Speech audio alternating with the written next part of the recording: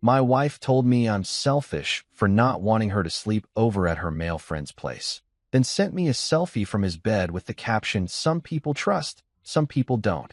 When I called her out, she mocked me on FaceTime in front of their whole group and said, "Get over yourself or get lost." Her friend messaged that I should grow a backbone if I want to date someone like her. Now she's saying she's giving me one last chance to chill out. But she's about to get the shock of her life.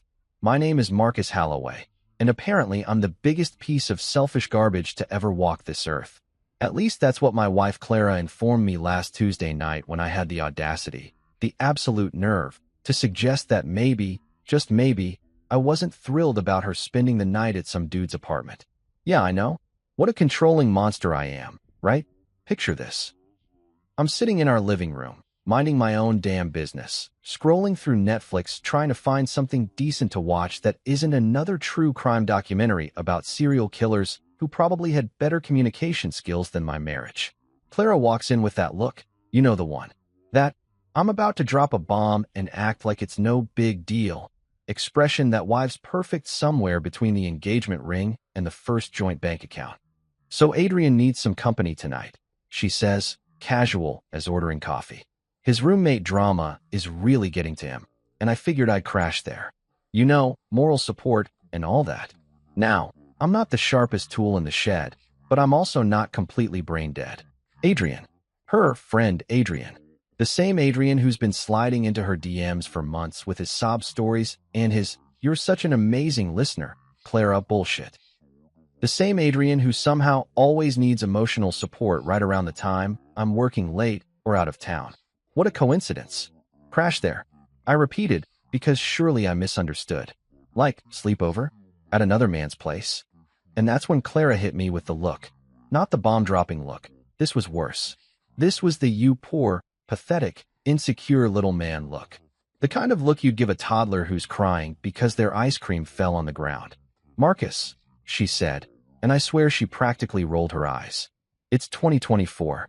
Men and women can be friends. If you can't handle that, maybe you need to work on your trust issues." Trust issues. There it was. The magic phrase that wives use when they want to make their husbands feel like controlling psychopaths for having basic boundaries. Like wanting your spouse to not sleep in other people's beds is some kind of Victorian-era nonsense that went out with corsets and the horse and buggy. "It's not about trust," I said, trying to keep my voice level. "It's about respect and appearances and the fact that you're married to me, not Adrian." That's when she laughed. Actually laughed. Not a little chuckle, but a full-on, head-thrown-back laugh like I'd just told her the funniest joke she'd ever heard. "Oh my God, Marcus. Listen to yourself. You sound like one of those cavemen who think they own their wives. This is exactly the kind of thinking that ruins marriages. Ruins marriages."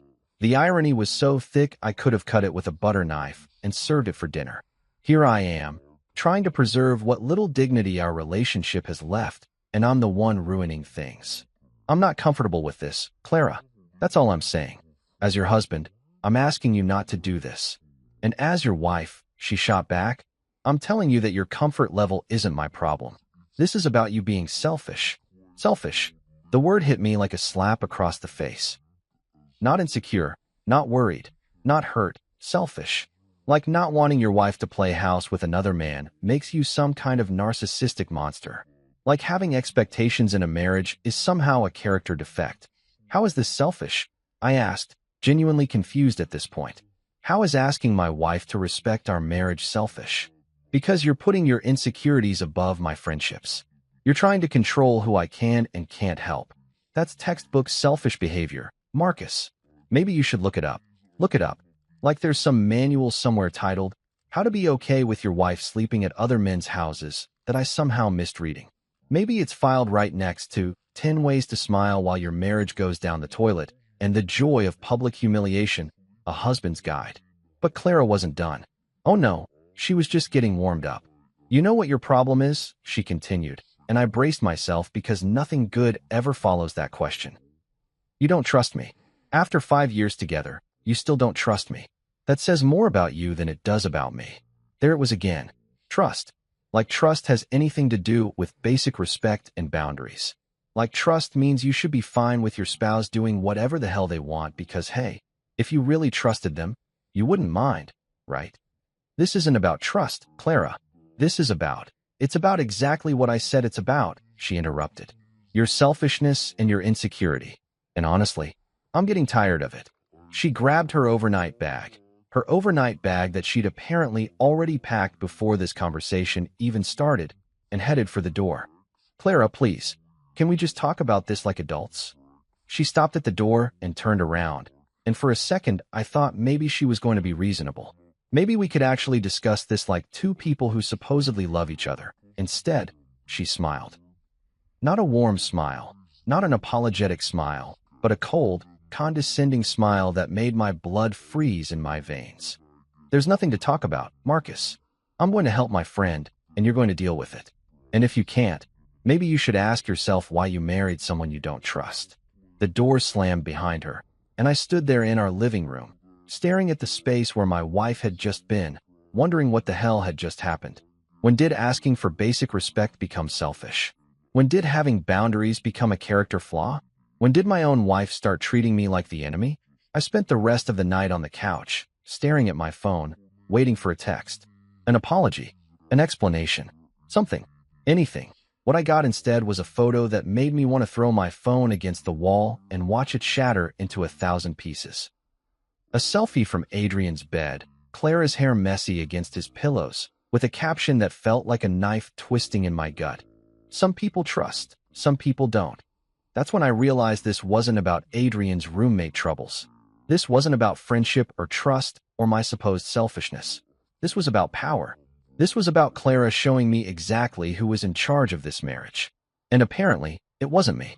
You're probably wondering how the hell I ended up married to a woman who thinks sleeping over at other men's places is just casual Tuesday night activities. Trust me, I've been asking myself the same damn question for the past 3 weeks, ever since this whole nightmare started. Because 3 weeks ago, Clara was still the woman I thought I married. You know, the one who actually gave a crap about my feelings and didn't treat our marriage like some kind of open mic night for boundary testing. It was a Thursday evening, and I was actually in a good mood for once. Work had been decent, traffic hadn't been a complete disaster, and I'd managed to grab Clara's favorite Thai food on the way home.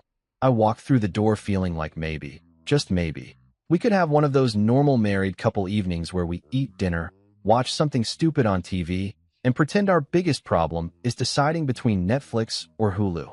Clara was sitting at the kitchen table, scrolling through her phone with that intense concentration she usually reserves for online shopping or stalking her high school friends on Facebook. She looked up when I walked in, and I swear there was something different in her expression. Not bad different, just different. Like she had news to share. Hey babe, I said, setting the Thai food on the counter. Got your usual pad Thai, extra spicy, because apparently you hate your taste buds. She smiled, but it was one of those distracted smiles. The kind you give when you're only half listening because your brain is somewhere else entirely. That's sweet. Thanks, she said, but she didn't get up to help unpack the food. She just kept staring at her phone. So I talked to Adrian today. Adrian. Even back then, that name made something twist in my stomach, though I couldn't put my finger on why. He was just this guy from her work. Well, former work. They'd been colleagues at some marketing firm before Clara switched jobs 6 months ago. Nice enough guy, I guess.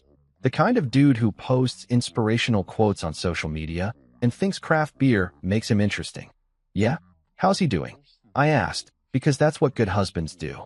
They show interest in their wives' friends, even when those friends give them weird vibes they can't explain. Not great, actually, Clara said, finally looking up from her phone. Remember how I told you he was having issues with his roommate? I vaguely remembered something about roommate drama.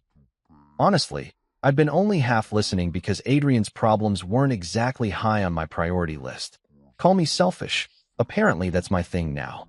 Yeah, something about the guy being a slob or whatever. It's worse than that, Clara said, and suddenly she had that tone. You know the one. The I'm about to ask for something and I really need you to be cool about it tone that every married man learns to recognize and fear. The roommate moved out. Just packed up and left in the middle of the night. Didn't pay his share of rent, didn't give notice, nothing. Adrian stuck covering the whole lease. and he's basically screwed financially. I started unpacking the food, waiting for the other shoe to drop. Because there's always another shoe when conversations start like this. That sucks, I said, because it did suck. I'm not completely heartless. What's he gonna do? Find a new roommate. He's trying, but you know how the rental market is right now. It could take months to find someone decent. In the meantime, he's basically eating ramen and stress for every meal. I handed her a container of pad thai and grabbed some forks from the drawer. Well, hopefully he figures something out soon. That's when Clara dropped it. I was thinking maybe I could help him out a little. You know, keep him company sometimes. Make sure he's not going completely crazy living alone. Keep him company. Now, I'm not a genius, but I've been married long enough to know that keep him company can mean a lot of different things. And something in Clara's tone made me think we weren't talking about the occasional coffee date or group hangout. What kind of company? I asked, trying to keep my voice casual. Just, you know, hanging out. Maybe staying over sometimes when he's really struggling. Moral support. There it was. The other shoe, dropping like a fucking anvil. Staying over. I repeated, because surely I'd misunderstood. Like, sleeping there? Sometimes, yeah. When he really needs the support. You know how lonely it can get when you're stressed about money and living alone. I sat down at the table, trying to process what she was saying. My wife wanted to have sleepovers with another man. Not occasionally, not in emergencies, sometimes. As in, this was going to be a regular thing. Clara, I said carefully, he's a grown man. He can handle being alone. That's a pretty heartless thing to say, Marcus. He's going through a rough time. Heartless. Strike one against my character, apparently. I was selfish and heartless. What a catch I was turning out to be. I'm not being heartless. I'm being practical. There are other ways to help someone without. I paused, trying to find the right words. Without sleeping at their place. Clara's fork stopped halfway to her mouth. Without what? Being a good friend. Without crossing boundaries that married people probably shouldn't cross. The temperature in the room dropped about 20 degrees. Clara set down her fork and gave me that look. The one that says I'd just revealed myself to be a Neanderthal who probably thinks women shouldn't vote. Boundaries, she repeated, like the word tasted bad. What boundaries exactly? The kind where married people don't spend the night at other people's houses. Especially other people of the opposite sex. Call me old-fashioned. I'll call you insecure, Clara shot back. Adrian is my friend. A friend who needs support. If you trusted me, really trusted me, this wouldn't be an issue. Trust. There was that magic word again. The conversation killer. The relationship ender. The thing that supposedly trumps all common sense and basic respect. This isn't about trust, Clara. This is about what's appropriate. According to who? According to some outdated rulebook about how married people should act. According to me. Your husband. The person you're supposed to care about disappointing. Clara laughed, but it wasn't a happy sound. So now I'm supposed to let my friend suffer because you're uncomfortable? That's incredibly selfish, Marcus. Selfish again. Apparently wanting my wife to not play house with other men made me the most self-centered bastard on the planet. How is this selfish? How is asking my wife to respect our marriage selfish? Because you're putting your feelings above someone else's genuine need for help. That's literally the definition of selfish. I stared at her, wondering when my wife had turned into a stranger. When had caring about our marriage become a character defect? When had having expectations become unreasonable? So you're going to do this? I said. It wasn't a question. I'm going to help my friend, yes. And if you can't handle that, maybe you need to figure out why you don't trust me. That night, Clara made her announcement over dinner like she was discussing weekend plans. She was going to start helping Adrian out by staying over whenever he needed company. Not asking for permission, not seeking compromise, just informing me of her decision. And that's how I learned that my marriage had apparently become a dictatorship, and I definitely wasn't the one in charge. Friday night rolled around like a freight train heading straight for my sanity. Clara spent the entire day acting like everything was perfectly normal, humming while she packed her little overnight bag like she was going to visit her freaking grandmother instead of sleeping over at another man's place. She even asked me to help her pick out pajamas. Pajamas. For another man's house. The audacity was so breathtaking I almost had to sit down. What do you think? She said, holding up two different sets. The blue ones or the pink ones with the little cats. I stared at her like she'd just asked me to help her plan my own funeral. Are you seriously asking me to help you pick out sleepwear for your night with Adrian? It's not a night with Adrian, she said with that exaggerated patience, like she was explaining basic math to a particularly slow kindergartner. It's helping a friend who's going through a tough time. There's a difference. The only difference I see is the mental gymnastics you're doing to make this sound normal. She rolled her eyes and tossed both sets into her bag. Fine. I'll figure it out myself. Maybe next time you'll be more supportive. Supportive? Yeah. Let me just grab my pom-poms and cheer while my wife goes off to play house with another dude. Go team infidelity. The whole afternoon felt surreal, like I was watching my marriage fall apart in slow motion while everyone pretended it was just another Friday. Clara spent an hour doing her hair for a platonic sleepover, and even put on that perfume I bought her for our anniversary. You know, the expensive stuff she usually saves for date nights and special occasions. Apparently, moral support for Adrian qualified as a special occasion now. So what's the plan exactly? I asked as she was getting ready to leave. Movie night, pillow fights, braiding each other's hair. We'll probably just watch Netflix and talk, she said, not even bothering to look at me as she checked her reflection one more time. He's been really stressed about the money situation. Right. And this stress can only be relieved by you sleeping in his bed. Clara whipped around, and for a second I thought maybe, just maybe, she was going to realize how insane this whole thing sounded. Instead, she gave me that condescending smile that made me want to throw something. No one said anything about sleeping in his bed, Marcus. He has a couch, you know. God, your mind goes to the worst places. The couch, of course, because that made everything so much better. My wife was going to sleep on another man's couch, in her special pajamas, wearing anniversary perfume to provide moral support for his financial troubles. Totally normal Friday night activities for married women everywhere. I still don't like this, Clara. I know you don't, she said, grabbing her purse. But you're going to have to deal with it. I'm not abandoning a friend because you're insecure. She kissed me goodbye. Actually kissed me goodbye, like she was heading off to work instead of spending the night at another man's apartment. The casualness of it all made my skin crawl. I'll be home tomorrow morning, she said. Don't wait up. Don't wait up. Like I was going to sleep peacefully while my wife was God knows where doing God knows what with Adrian, the emotionally needy roommate. Less wonder. The door closed behind her, and suddenly our house felt like a mausoleum. I tried watching TV, but every channel seemed to be playing romantic comedies or those true crime shows where the husband is always the killer. I tried reading, but the words just swam around on the page like confused fish.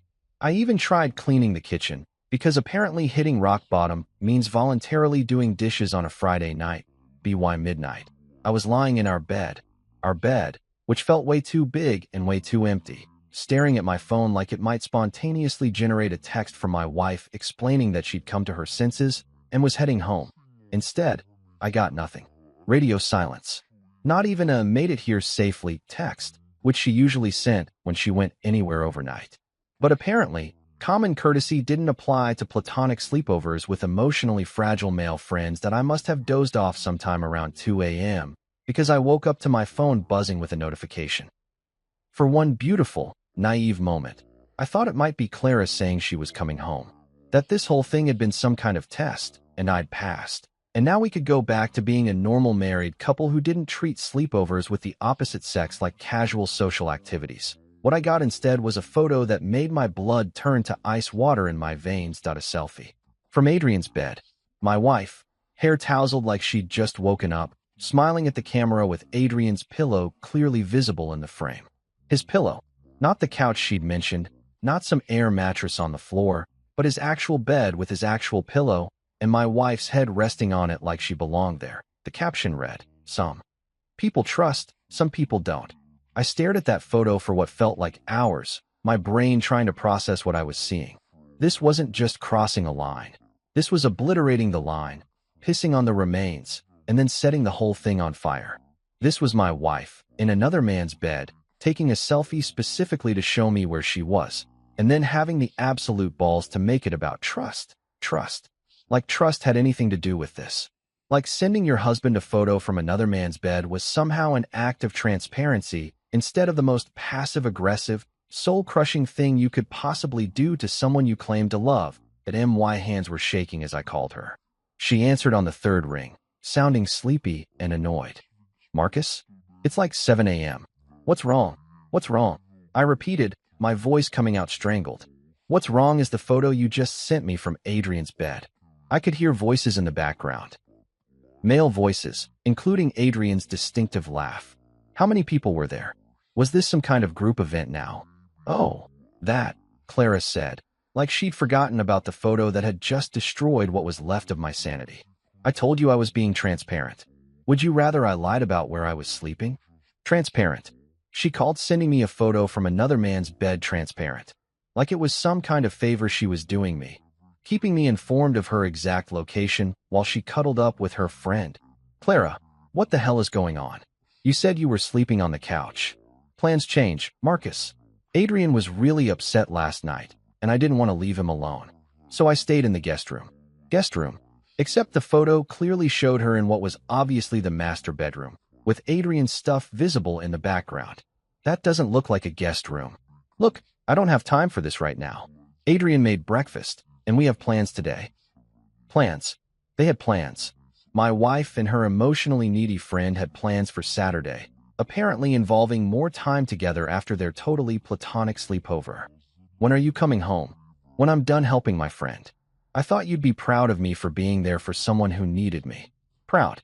I should be proud that my wife was playing house with another man and sending me photographic evidence of her betrayal. The psychological warfare was so advanced I almost had to admire it. Clara, this is insane. You have to see how this looks. It looks like a woman helping a friend, Marcus. And if you can't see that, maybe the problem isn't me. The line went dead, leaving me alone with that photo and the growing realization that my marriage might already be over. Saturday dragged by like a prison sentence. I spent the day alternating between staring at that goddamn photo and trying to convince myself that maybe I was overreacting. Maybe there was some reasonable explanation for why my wife was sending me selfies from another man's bed with captions about trust. Maybe I was just being paranoid, insecure, selfish. All those lovely adjectives Clara had been throwing around lately. By Sunday evening, I'd worked myself into a state where I was almost ready to apologize. Almost. Because that's what years of marriage does to you. It makes you question your own sanity when your spouse starts acting like a complete stranger. Maybe Clara was right. Maybe I was being controlling. Maybe normal husbands were totally cool with their wives having sleepovers with other men and sending bed selfies like it was some kind of Instagram trend I'd missed. Then my phone rang. FaceTime call from Clara. Finally, I thought. Maybe she'd realized how messed up this whole situation was. Maybe she was calling to apologize, to explain, to come home and pretend this nightmare had never happened, that I should have known better. I answered the call and immediately knew something was wrong. Clara's face filled the screen, but she wasn't alone in the frame. Behind her, I could see what was obviously Adrian's living room. I recognized it from the couple of times we'd all hung out as a group, back when I thought he was just some harmless work friend instead of a homewrecker in training. Hey Marcus, Clara said, and her voice had that fake cheerful tone that meant trouble. How was your day? Fine, I said carefully, because I could sense this was some kind of setup. How was yours? Oh, amazing. Adrian and I went to that farmer's market downtown. Then we hit up that new brunch place everyone's been talking about. It was so nice to have a relaxing day. A relaxing day. While I'd been home alone, wondering if my marriage was imploding, my wife had been out on what sounded suspiciously like a date with her friend. But that wasn't even the worst part. The worst part was the audience. As Clara kept talking about her wonderful day with Adrian, I started noticing more faces in the background. Adrian himself appeared behind her shoulder, giving the camera a little wave like we were all best buddies. Then there was another guy I didn't recognize, probably one of Adrian's roommates or friends, and a girl with purple hair who seemed to find something hilarious about the whole situation. Who's all there? I asked, because this was starting to feel less like a private conversation and more like some kind of twisted performance. Just some friends, Clara said breezily. We were all hanging out, and I thought I'd give you a call. Say hi, everyone. And that's when my world tilted completely off its axis that a chorus of voices from behind Clara called out, Hi, Marcus. Like this was the most normal thing in the world. Like it was totally routine for my wife to FaceTime me from her boyfriend's apartment while surrounded by his friends. Like I was some kind of side character in their little drama instead of, Clara's actual husband. Clara, I said, trying to keep my voice steady. Can we talk privately for a minute? Why? She asked, and I swear I saw her smirk. We're all adults here. What's on your mind? This was it. This was the moment I realized that my wife had not just crossed a line. She'd burned the entire boundary map and was now dancing on the ashes. She was putting our marriage on display for her new friend group's entertainment, and I was expected to play along like some kind of cuckold sitcom character. I'd like to talk about when you're coming home, I said, aware that every word was being heard by a room full of strangers who apparently knew more about my marriage than I did. Home. Clara laughed, and it wasn't her normal laugh. It was sharper, meaner. I am home, Marcus. I'm with people who appreciate me. People who appreciate me. The implication hit like a punch to the gut.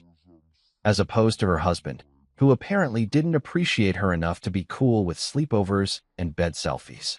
Clara, please, can we just talk about this later? When you're alone? There's nothing to talk about, she said, her voice getting louder. I'm helping a friend who's going through a tough time, and you're being ridiculous about it. Right, guys? And that's when the Greek chorus of Adrian's friends chimed in. Purple-haired girl laughed and said, totally ridiculous. Some guy I couldn't see clearly called out, Marcus needs to chill. Adrian himself leaned into the frame and said, dude, you've got nothing to worry about. Clara's just being an amazing friend. Amazing friend. While I sat there, alone in our house, being lectured by a room full of 20-somethings about how to handle my own marriage. The humiliation was so complete, so absolute, that for a moment I couldn't even speak. See, Clara said triumphantly, everyone thinks you're overreacting. Maybe it's time to admit you have a problem. A problem. I had a problem. Not Hermie. The husband who wasn't cool with his wife playing house with another man was the one with issues. The problem, I said slowly, my anger finally finding its voice, is that my wife is putting our private business on display for a room full of strangers. Strangers? Clara's voice pitched higher. These are my friends, Marcus. My real friends. People who support me instead of trying to control me. Real friends. As opposed to her husband, who was apparently just some oppressive figure she had to deal with. The room behind her erupted in supportive murmurs and what sounded like agreement. I was being tried, convicted, and sentenced by a jury of people I barely knew, and my own wife was the prosecutor. You know what your problem is, Marcus. Clara continued, and I braced myself because nothing good ever followed that question. You don't trust me. After all this time, you still don't trust me. And that's really sad. Yeah, that is sad, Purple Hair Girl chimed in. Trust is like the foundation of relationships. Totally, another voice agreed. My boyfriend would never act like this. My boyfriend would never act like this. Some stranger was comparing me unfavorably to her boyfriend, while my wife nodded along like this was valuable relationship advice instead of the most humiliating moment of my adult life. Clara, I said, my voice barely above a whisper because I could feel myself breaking, please come home. We need to talk about this. She looked directly into the camera, and for a split second, I thought I saw something like regret cross her face. Maybe she realized she'd gone too far. Maybe she understood that what she was doing wasn't just wrong. It was cruel. Instead, she smiled that cold smile I was getting way too familiar with. Get over yourself or get lost, Marcus. The words hung in the air like a death sentence. Behind her, I could hear Adrian's friends laughing. Actually laughing at what my wife had just said to me. My humiliation was their entertainment that I hung up. My hands were shaking so badly, I almost dropped the phone. In the span of a 5-minute FaceTime call, my wife had essentially ended our marriage in front of an audience of strangers who thought the whole thing was hilarious. Get over yourself or get lost. Message received. Clara. Loud and clear. I spent the rest of Sunday night in what I can only describe as a state of shell shock. You know that feeling when you've been in a car accident, and you're sitting there afterward wondering what the hell just happened? That was me, except instead of twisted metal and broken glass, I was surrounded by the wreckage of what used to be my marriage. Get over yourself or get lost. The words kept playing on repeat in my head like some kind of psychological torture device. My wife, the woman who used to text me heart emojis when I brought her coffee in bed, had just told me to get lost. In front of an audience. while they laughed that I tried everything to distract myself. Channel surfed through 200 stations of garbage, cleaned the already clean kitchen, even considered calling my mom, which shows you just how desperate I was getting. But nothing worked. Every 5 minutes, I'd pick up my phone and stare at that last photo Clara had sent, the bed selfie with its passive-aggressive caption about trust. By Monday morning, I felt like I'd been hit by a truck. Scratch that. I felt like I'd been hit by a truck driven by my own wife while her new friends cheered from the sidewalk. I dragged myself to work, told anyone who asked that I was coming down with something, and basically spent 8 hours staring at spreadsheets while my brain replayed the previous night's humiliation on an endless loop. That I was just getting ready to leave the office when my phone buzzed with a text from a number I didn't recognize. For a split second, my heart jumped. Maybe it was Clara, texting from someone else's phone to apologize. Maybe she'd realized she'd gone completely insane and was ready to come home and pretend this whole nightmare had never happened. Instead, I got this. Hi Marcus, this is Mara. We met at Adrian's a while back. I think we need to talk. Mara. It took me a second to place the name, but then I remembered. Purple-haired girl from the FaceTime call. One of Clara's new real friends, who'd been laughing while my marriage imploded for their entertainment. What the hell could she possibly want to talk to me about? I almost deleted the message without responding. Almost. But curiosity got the better of me, and honestly, at this point I figured things couldn't get much worse. What about? I texted back. Her response came immediately, like she'd been sitting there waiting for me to reply. About Clara. And about you. I think you should know what people are saying. What people are saying. Great. So now my personal business was apparently the hot topic of conversation among Adrian's little circle of friends. I could just imagine them sitting around, dissecting my marriage like it was some kind of reality TV show. I don't really care what people are saying. I typed, which was a complete lie. I cared way too much, and we both knew it. You should care. Because it's not good. Not good. Like I needed someone to tell me that having your wife publicly humiliate you wasn't good for your reputation. Against my better judgment, I found myself typing, "Go ahead."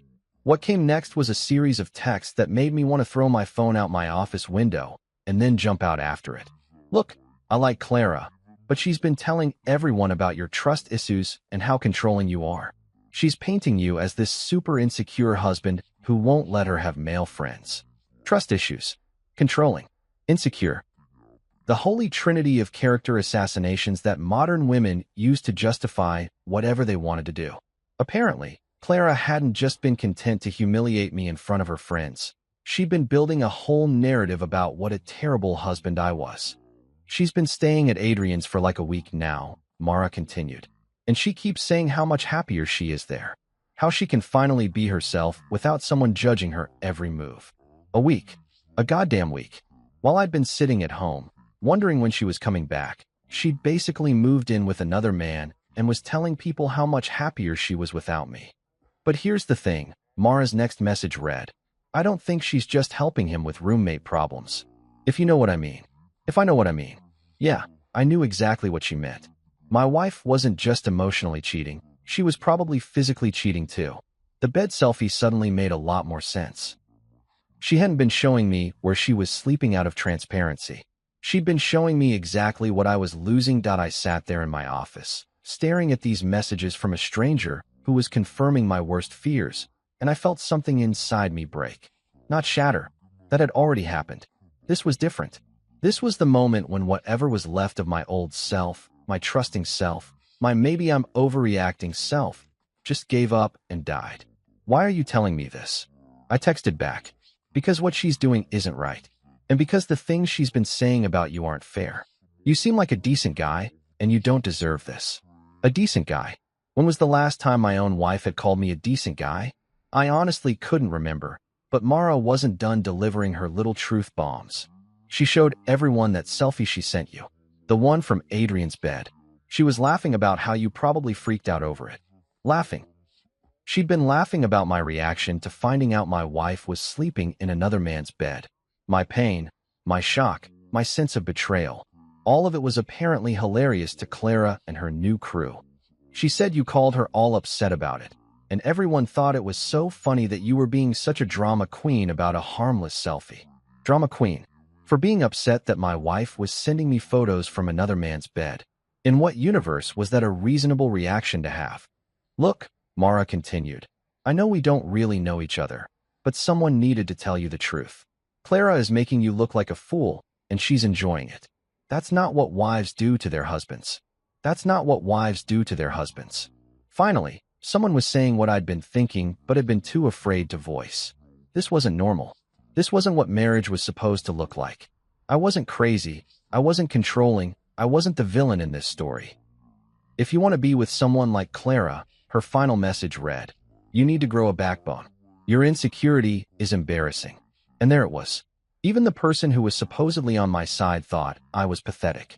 Even the woman who was telling me I deserved better was also telling me that my reaction to my wife's behavior was embarrassing, that I screenshot every single message Mara had sent me. Every cruel detail about what Clara had been saying behind my back. Every laugh she'd shared at my expense. Every way she'd been humiliating me to people I barely knew. I saved it all, because something told me I was going to need evidence of just how far this had gone. That's when I realized something important. Clara thought she was playing chess while I was still learning checkers.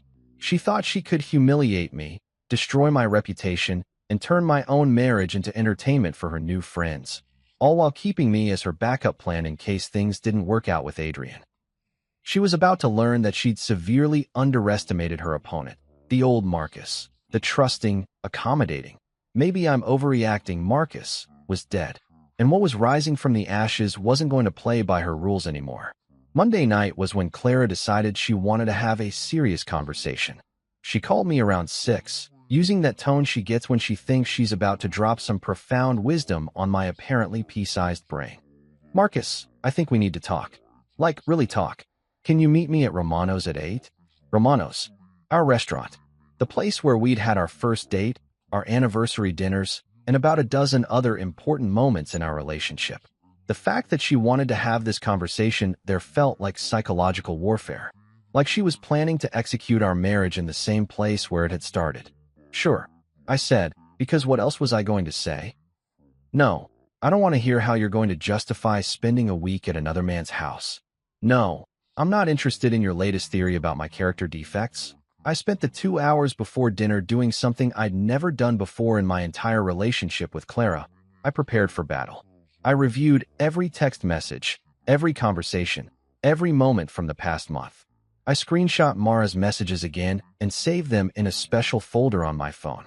If Clara wanted to have a serious conversation, then we were going to have one. But this time, I wasn't going to let her gaslight me into thinking I was the problem. Romano's was packed when I got there, which somehow made everything worse. All these happy couples enjoying their Monday night date nights, completely oblivious to the fact that they were about to witness a marriage implode over the breadbasket. Clara was already seated when I arrived, and she looked good. Too good. Her hair was perfect, her makeup was flawless, and she was wearing that blue dress I'd bought her for her birthday. The same dress she'd worn to exactly 0 of our recent date nights, because she was apparently saving it for special occasions. Like demolishing her husband's soul in a public restaurant.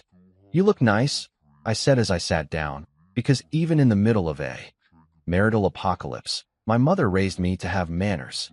Thanks, she smiled, and for a moment it was almost like old times. Almost like we were just a normal married couple having dinner instead of 2 people about to duke it out over the appetizer menu. We ordered drinks. Wine for her, whiskey for me, because I figured I was going to need it, and made small talk about work and the weather and other safe topics that didn't involve her new living arrangements or my supposed character flaws. Then the entrees arrived, and Clara decided it was showtime. So, she said, cutting into her salmon with surgical precision, I've been doing a lot of thinking about us, about our relationship and where we are right now. Where we are right now. Like our marriage was some kind of journey instead of a train wreck she'd orchestrated for her own entertainment. Have you? I said, taking a sip of whiskey and bracing myself for whatever fresh hell she was about to unleash. I think we have some real issues we need to address, she continued, and her tone was so calm, so reasonable, that someone at the next table might have thought she was discussing vacation plans instead of delivering a psychological hit job. What kind of issues? Clara set down her fork and looked at me with what I can only describe as pity. Actual pity, like I was some kind of wounded animal she was trying to put out of its misery. Your trust issues, for starters. Your need to control my friendships. Your inability to understand that I'm my own person with my own relationships.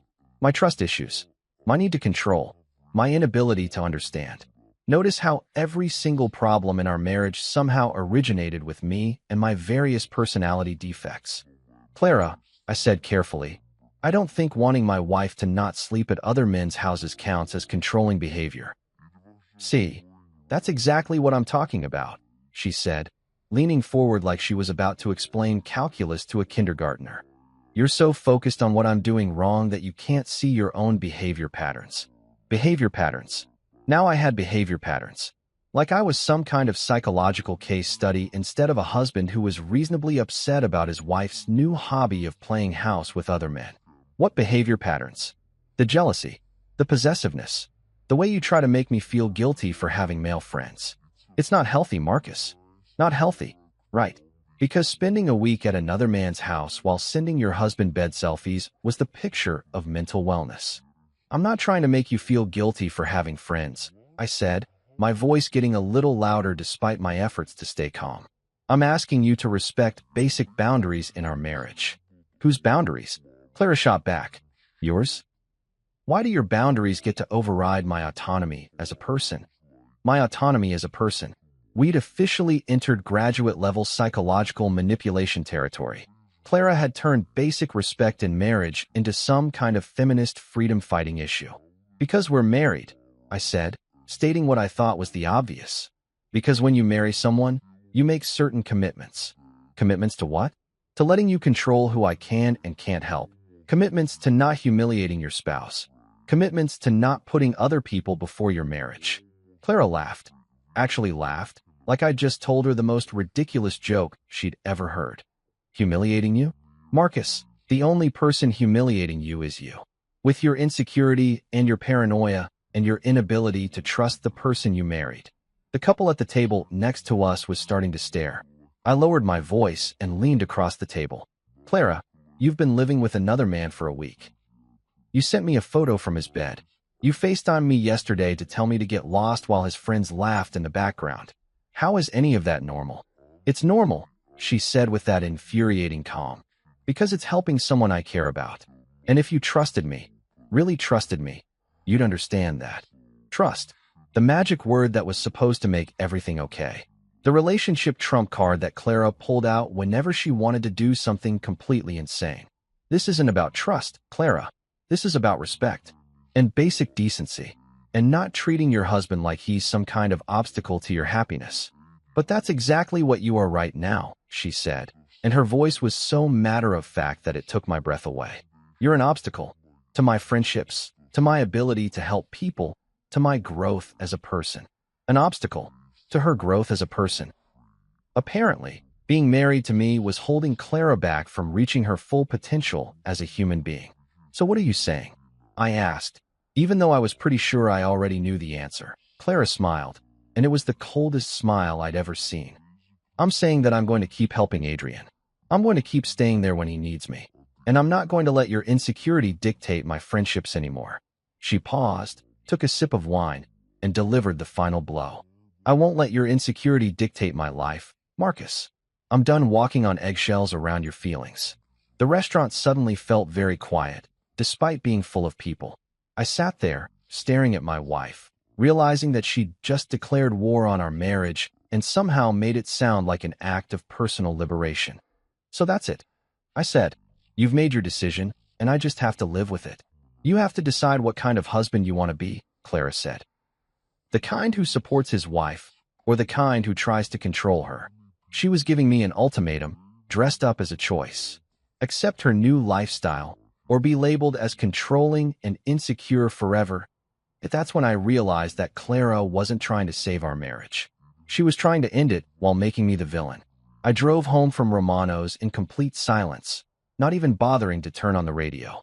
The quiet felt appropriate somehow, like the soundtrack to the death of everything I'd thought I knew about my marriage. Clara's words kept echoing in my head. You have to decide what kind of husband you want to be.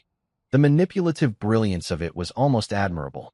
She'd managed to frame her betrayal as my choice, like I was the one holding the nuclear button. When I got home, I sat in my car in the driveway for probably 20 minutes, just staring at our house.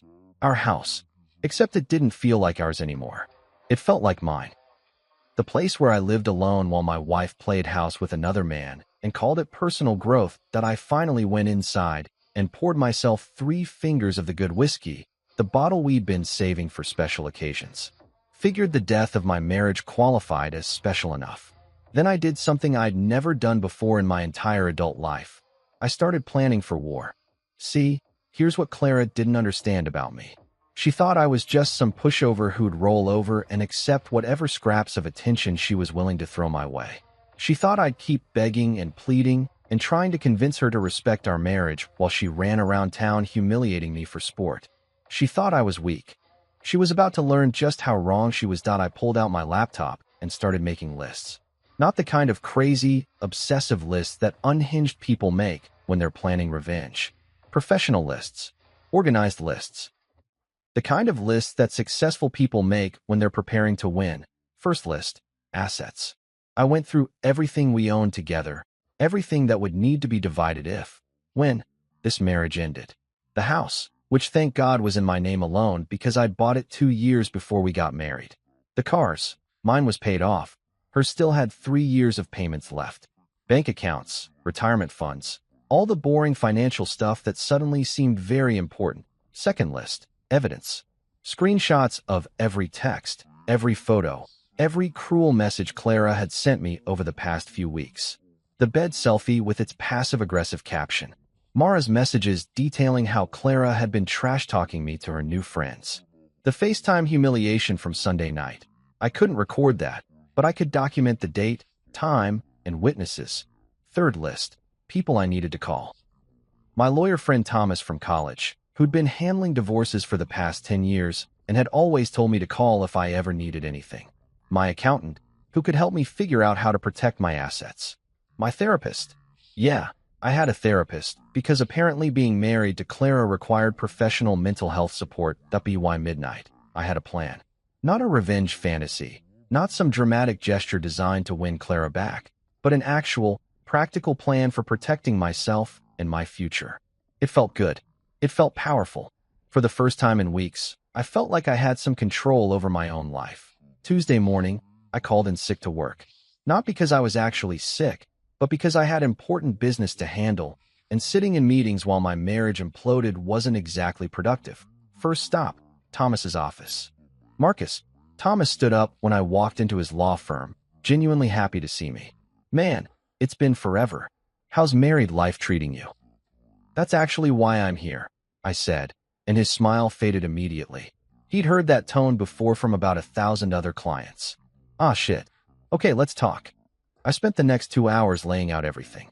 The sleepovers, the bed selfie, the public humiliation, Clara's declaration that she was going to keep doing whatever she wanted regardless of how I felt about it. Thomas listened without interrupting, taking notes and occasionally shaking his head. Jesus, Marcus, he said when I finished.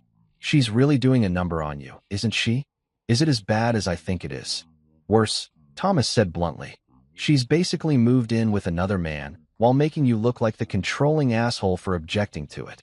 That's some next-level psychological manipulation right there. It was weirdly comforting to hear a professional confirm that I wasn't losing my mind. What are my options? Well, the good news is you're in a pretty strong position. House is in your name. You've got evidence of her affair, because let's call this what it is, and she's been stupid enough to document her own bad behavior. So if I wanted to file for divorce, you could file tomorrow if you wanted. No fault state, so you don't even need to prove adultery, but having it doesn't hurt. Especially if she tries to claim spousal support. Spousal support. The idea of paying Clara alimony while she shacked up with Adrian was so absurd I almost laughed. How long would it take? 6 months minimum, but probably closer to a year if she fights it. Unless what? Thomas grinned, and I remembered why he was so successful at his job. Unless she doesn't see it coming. If we can get everything filed and served before she knows what's happening, we might be able to catch her off guard. Sometimes that leads to quicker settlements. Catch her off guard. I like the sound of that. What would that look like? You go home. Act normal. Don't let on that anything's changed. Meanwhile, I prepare all the paperwork. When everything's ready, we serve her and file simultaneously. She wakes up one day to find out her marriage is over and her husband isn't the pushover she thought he was. It was beautiful in its simplicity. Clara thought she was playing chess while I learned checkers. She had no idea I'd just hired a grandmaster. Do it, I said. Next stop, the bank. I didn't clean out our joint accounts. That would have been too obvious and probably illegal. But I did transfer my paychecks to a new account in my name only. I also moved about half the money from our joint savings into a separate account, which Thomas had assured me was perfectly legal as long as I documented it properly. Final stop, a storage unit across town, where I started moving some of my most important possessions. Not everything. That would have been suspicious, but things that mattered to me. Photos from before I met Clara, my grandfather's watch, the signed baseball from when I was 12 and met my favorite player. Stuff I didn't want to lose in the divorce proceedings. By the time I got home Tuesday evening, I felt like a completely different person. Not the desperate, pleading husband who'd been begging his wife to respect their marriage. Not the pathetic figure who'd been humiliated on FaceTime while strangers laughed at his pain. That I felt like a man who'd finally remembered that he had options. Clara came home around 10, breezing in like she'd just been out with girlfriends instead of spending another day playing house with her boyfriend. "Hey babe," she said, actually kissing me on the cheek. "How was your day?" "Fine," I said, not looking up from my laptop. "How was yours?" "Good. Adrian and I went furniture shopping. His place is really starting to come together." Furniture shopping. They were furniture shopping together now. Building a life together while I sat at home like some kind of placeholder husband. "That's nice," I said, and I meant it. Because every day Clara spent with Adrian was another day of evidence for Thomas to use against her. "You seem different tonight," Clara said, studying my face. "More relaxed. Just had a good day, I guess." She smiled and headed upstairs, probably to pack another overnight bag for her boyfriend's place. I listened to her moving around up there, humming softly to herself, completely oblivious to the fact that her world was about to come crashing down. That's when I realized something important. Clara had been right about one thing. I didn't need to decide what kind of husband I wanted to be. I decided I wanted to be an ex-husband. Wednesday evening, Clara waltzed through the front door like she owned the place, which was ironic, considering she'd basically abandoned it to play house with Adrian for the better part of 2 weeks. She had that glow about her, that satisfied look people get when they think they're getting away with something spectacular. "Hey," she said, dropping her purse on the kitchen counter like this was just another normal day in our perfectly functional marriage. "What's for dinner?" "What's for dinner?" Like I was her personal chef instead of her husband who she'd been systematically humiliating for weeks. But I'd made a decision to play it cool until Thomas had all the paperwork ready, so I just shrugged. "Ordered pizza. Should be here in 20 minutes. "Perfect. I'm starving." Adrian and I spent the whole day at IKEA picking out stuff for his living room. Do you know how exhausting furniture shopping is? Furniture shopping. Again. Yesterday, it was furniture shopping. Today, it was more furniture shopping. Apparently, Adrian's apartment required the kind of intensive interior design consultation that only my wife could provide. "Sounds rough," I said, not looking up from my laptop where I was pretending to work, but actually researching divorce law and asset protection strategies. Clara poured herself a glass of wine and settled into the chair across from me, looking relaxed and happy in a way she hadn't looked around me in months. It was like watching someone come alive, except the thing bringing her to life was slowly killing me. "You know what's funny?" she said, taking a sip of wine. "Adrian was asking about you today." "Was he?" "He feels really bad about this whole situation. He thinks you hate him." I looked up from my laptop and studied my wife's face. She seemed genuinely puzzled by the idea that I might have negative feelings toward the man she'd been living with for 2 weeks. "Why would I hate him?" I asked, curious to see where this was going. "Exactly. That's what I told him. I said you're not the type to blame him for my decisions. You understand that this is about friendship, not about him trying to steal me away or anything." Steal her away. As if Adrian was some kind of criminal mastermind instead of just a guy who'd figured out that my wife was apparently available for the taking. "Right," I said. "Just friendship. I mean, he's such a good guy, Marcus. You'd really like him if you gave him a chance. He's thoughtful and funny, and he actually listens when I talk. He makes me feel heard, you know?" He makes me feel heard, as opposed to her husband, who apparently had been deaf to her needs for our entire marriage. That's nice, I said, because what else could I say? Thanks for the detailed comparison between me and your boyfriend. I'm so glad you found someone who appreciates you in ways I apparently never could. Clara leaned back in her chair, looking thoughtful. I think this whole thing has been really good for our marriage, actually. I nearly choked on my beer. Good for our marriage. Yeah. It's forcing us to confront some real issues, like your trust problems and your need to control my friendships. This situation is like therapy, but cheaper. Therapy, but cheaper. My wife sleeping at another man's house was apparently marriage counseling. The mental gymnastics required to reach that conclusion should have qualified for the Olympics. Interesting perspective, I said. I feel like I'm finally being myself again. For the first time in years, I don't feel like I have to walk on eggshells around someone's insecurities. Someone's insecurities. Not my insecurities, someone's. Like I was just some generic anxious person instead of her husband who had legitimate concerns about her behavior. That's when I decided to conduct a little experiment. Clara, I said, closing my laptop and giving her my full attention. Can I ask you something? Sure, she said, looking pleased that I was finally engaging with her instead of just giving one-word responses. How would you feel if I started sleeping over at a female friend's place? Like regularly? The change in her expression was instantaneous. The relaxed, wine-mellowed smile vanished, replaced by something sharp and suspicious. What female friend? She asked. Hypothetically, say I had a female friend who was going through a tough time, and I wanted to help her out by staying over sometimes. You know, for moral support. Clara's jaw tightened. That's different. How is it different? It just is. Men and women, it's not the same thing. Why not? If it's just friendship, like you said, what's the difference? She set down her wine glass a little too hard. Because men don't form the same kind of emotional connections with women that women do with men. When men stay over at women's places, it's usually for one reason.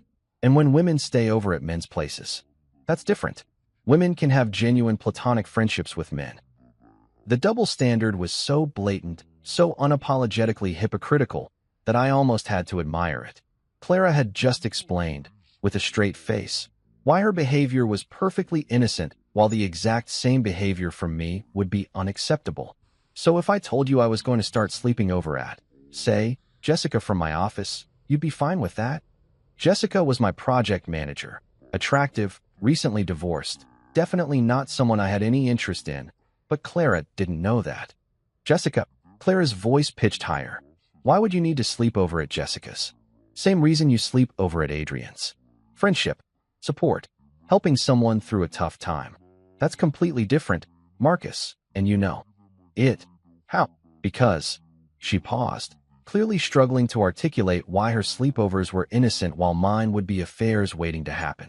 Because you don't have that kind of relationship with Jessica.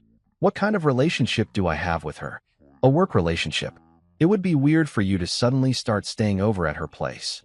Weirder than you staying over at Adrian's place. Clara stood up abruptly, her face flushed with anger. This is exactly what I'm talking about, Marcus. You're trying to twist this into something it's not. I'm just asking questions. You're being manipulative. You're trying to make me feel guilty for having a friendship. I'm trying to understand why you think it's okay for you to do something that you clearly wouldn't be okay with me doing. Because it's different, she snapped. Adrian and I have a connection that's based on mutual respect and understanding. We're not. We don't. You don't what? She stopped mid-sentence, realizing she'd been about to say something that might actually be honest about her relationship with Adrian. We don't have the same dynamic that you would have with some random woman from your office. What dynamic do you have with Adrian? A healthy one, based on trust and communication. Trust and communication. The same trust and communication that had led to bed selfies and public humiliation. So if I started communicating and building trust with Jessica by sleeping over at her place, you'd be supportive?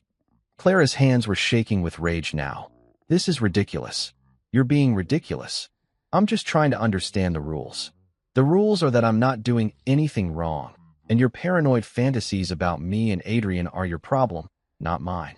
She grabbed her wine and stormed toward the stairs, then stopped and turned back. And if you even think about using this conversation to justify some kind of revenge affair, you can forget it. I'll divorce you so fast your head will spin. Divorce me so fast my head will spin. The irony was beautiful. Don't worry, I said calmly. I would never do anything to disrespect our marriage. Clara stared at me for a long moment, like she was trying to figure out if I was being sarcastic. Then she shook her head and headed upstairs, probably to pack another overnight bag for her boyfriend's place. That I sat there in the quiet kitchen, marveling at what I'd just witnessed. Clara had revealed, in perfect clarity, that she believed she was special, that the rules that applied to other people, like her husband, didn't apply to her, that her behavior was always justified while the same behavior from anyone else would be unforgivable. It was the final piece of evidence I needed.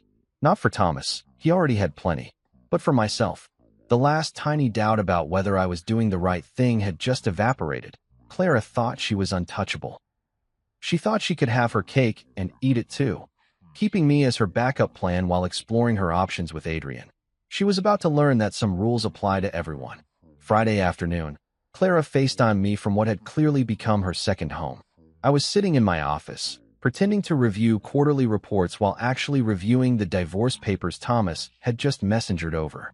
The timing couldn't have been more perfect. Her face filled my phone screen, and she was practically glowing with that self-satisfied happiness that had become her default expression lately. Behind her, I could see Adrian's living room.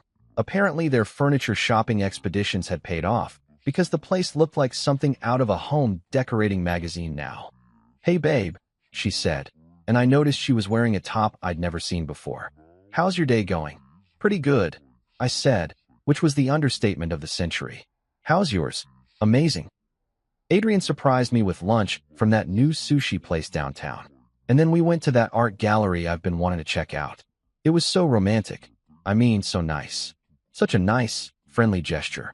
Romantic. She'd actually said romantic before catching herself and changing it to nice, friendly gesture. The Freudian slip was so perfect I almost laughed out loud. "Sounds like you had a great day," I said, scrolling through the divorce papers while she talked. Thomas had done excellent work. Every detail was covered, every asset protected, every piece of evidence properly documented. I did. And tonight we're going to cook dinner together. Adrian is actually an amazing chef. Who knew? Who knew indeed? Apparently, my wife had discovered that her friend had all sorts of talents that her husband lacked. What were the odds? "That's nice," I said, signing the last page of the paperwork. "You two seem to be spending a lot of time together." "Well, yeah. He really needs the support right now. And honestly, it's been so refreshing to be around someone who actually appreciates me. Someone who actually appreciates me, as opposed to her husband, who'd apparently been taking her for granted for years." The revisionist history was impressive. Clara had managed to rewrite our entire marriage as some kind of prison she'd finally escaped from. "I'm glad you're happy," I said, and I meant it, because happy people make mistakes. Happy people get careless. And Clara was about to learn just how careless she'd been. "I am happy," she said, leaning back against what I now recognized as Adrian's couch. "Happier than I've been in a long time, if I'm being honest." If she was being honest. Right. Because honesty had been such a cornerstone of her behavior lately. "Speaking of being honest," she continued, "I think it's time we talked about some things. About our marriage and where we're headed." Where we're headed. This was rich. Clara thought she was about to have some kind of relationship-defining conversation where she laid down the law about how our marriage was going to work going forward. She had no idea that our marriage was about to become past tense. "What did you have in mind?" I asked, putting the signed papers in the express envelope Thomas had provided. "Well, I think it's obvious that I'm going to keep staying here sometimes. Adrian really depends on me, and I'm not going to abandon a friend just because you're uncomfortable. Because I'm uncomfortable. Like my objection to my wife living with another man was just some minor personality quirk instead of a completely reasonable boundary." "I see," I said, "and I think you need to work on your trust issues. Maybe see a therapist or something. Because this jealousy thing you have going on isn't healthy for either of us." "A therapist? To work on my trust issues?" "Because not wanting your wife to sleep in other men's beds was clearly a psychological disorder that required professional intervention." "Anything else?" I asked. "I think we should probably consider couples counseling too. We obviously have some communication problems that need to be addressed." "Communication problems." Right. The problem was that I kept communicating my boundaries, and she kept ignoring them. But apparently, that was my fault too. You know what, Clara? I said, standing up and walking to my office window. I think you're